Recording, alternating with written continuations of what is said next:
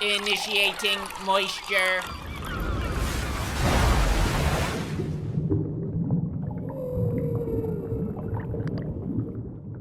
Welcome to the Moist Meter. Today we're taking a look at a game I've waited 15 years for, Psychonauts 2, the sequel to one of my favorite games of all time, Psychonauts. I even told the story about how when I was in college going through my mysterious anime character phase, I thought it'd be really cool to have the Psychonauts disc on a chain and then wear that chain around my neck. I thought it'd be unique and be quirky. I thought people would love that, but eventually was talked out of it. Maybe I was right. Maybe that would have been the coolest fucking thing of all time, but I didn't do it. Anyway, the point is, Psychonauts is a game that's always been near and dear to my boners. It has a special place in my heart, but I never thought we'd ever see a sequel to it, and I'm so happy that not only do we now have a Psychonauts 2, but that it's extremely good. Now, there's something I want to address before getting into the game itself.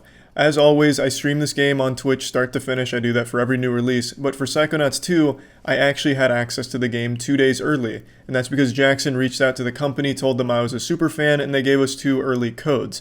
The stream I did was not sponsored in any way. If the game blew asshole, you would know it. Not only would I be heartbroken and inconsolable if it was bad, but I wouldn't have held anything back. It was not a paid stream or anything like that. They were just nice enough to send us 2 codes early. So now let's spread these cheeks and really get into it. The game is beautiful. I love that they didn't go for some kind of upgraded, hyper-realistic look to the game. They stuck to the cartoony, stylish roots of the first game, and I think that it really helps it. I love the aesthetic. You don't see games that look like Psychonauts 2 anymore. You just don't. It's a game that's not afraid to get extremely colorful, super trippy, like the Psy King level makes it feel like you just took 2 tabs of acid and going on a wacky, wild trip.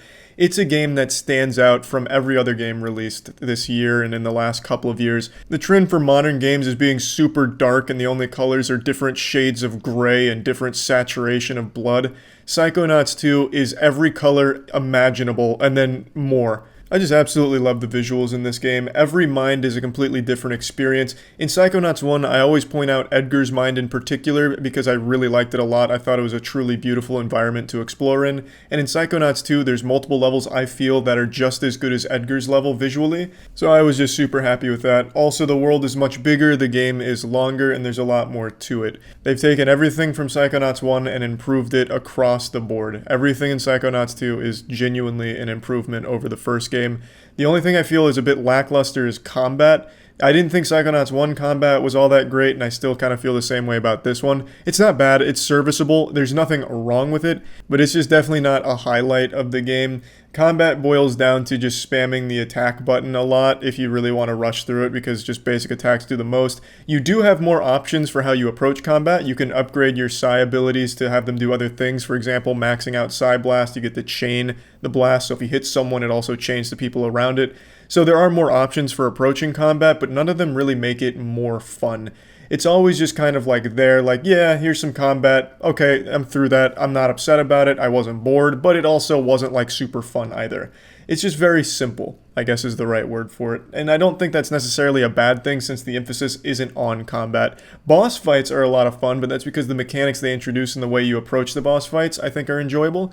But just general mob control and maybe mini bosses, they're just not super fulfilling. Even with the new additions they added to make combat more dynamic. There's another thing they added, which is these badges that you can put on your abilities that'll give you bonuses. Like if you use Psy Blast, you do more damage to sensors and things like that. Which is fine, you know, you buy these badges and it makes you stronger, but it just never really makes the combat more fun. That's really the only big complaint I have about this game, and it's not even that big of a deal because the emphasis, again, isn't on combat, it's on platforming, it's on exploring, it's on its narrative.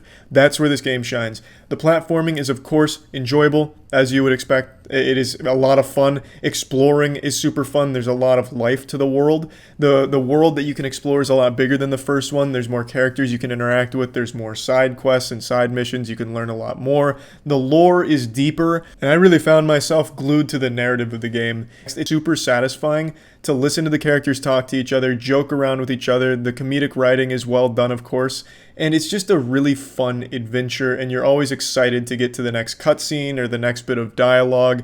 I just really loved everything about the narrative here and the characters in it. The new characters they introduce, I think, are very strong. They do have some depth to them, and I love what they've done with the world. They brought in some familiar faces that we haven't seen in 15 years. Well, unless you played Rhombus of Ruin, which I didn't because I get too sick playing VR games, so I didn't actually play that one, which is pretty shameful. I am very upset that I never played it, but it's just motion sickness. That fucks me up. So I couldn't play Rhombus of Ruin. I just watched the cutscenes and watched the playthrough.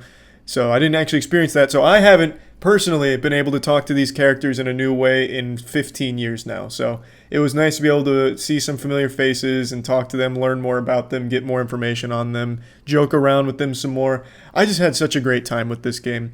I think everything that this game tries to do, it does very, very well.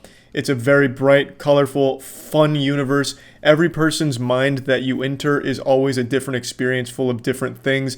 The mechanics in them change. For example, you go into one person's mind and it's a cooking show where you're trying to feed these gluttonous demons in order to defeat them. Then you go into someone else's mind and you're in a bowling universe where you travel around on a bowling ball. Constantly changing, constantly keeping it fresh and fun, and it's always enjoyable to progress the plot because it's a very well-written narrative with some very enjoyable, humorous moments in it. I love the game. I'd highly recommend it to anyone that's looking for an old-school, fun platformer and just a good time overall. Plugging Psychonauts 2 into the moist meter, I've got to give this bad boy a 90. I had a smile on my face for most of the game. I've been thinking about the game a lot even after finishing it. I just had a great time with it. So, yeah. That's about it. 15 years was worth the wait. Now let's talk about Crunchyroll. As I've mentioned multiple times now, Crunchyroll is where I go to for most of my anime. It has pretty much everything that I could imagine. I've actually been watching One Piece on Crunchyroll. As I've talked about, I'm trying to go through One Piece. I'm not super far yet, only on episode 30, so we're like halfway through One Piece. And I'm watching it on Crunchyroll because that's just the optimal choice for anime.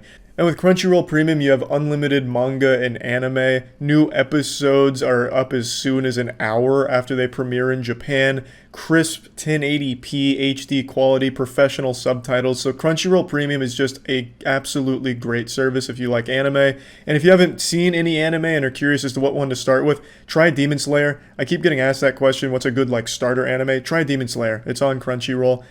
So if you're interested in trying Crunchyroll Premium, you can go ahead and click the link in the description below, or you can go to crunchyroll.com/penguinz0. That'll give you Crunchyroll Premium for 14 days for free, just to give it a try. Just a nice 14-day free trial of Crunchyroll Premium. See if you like it.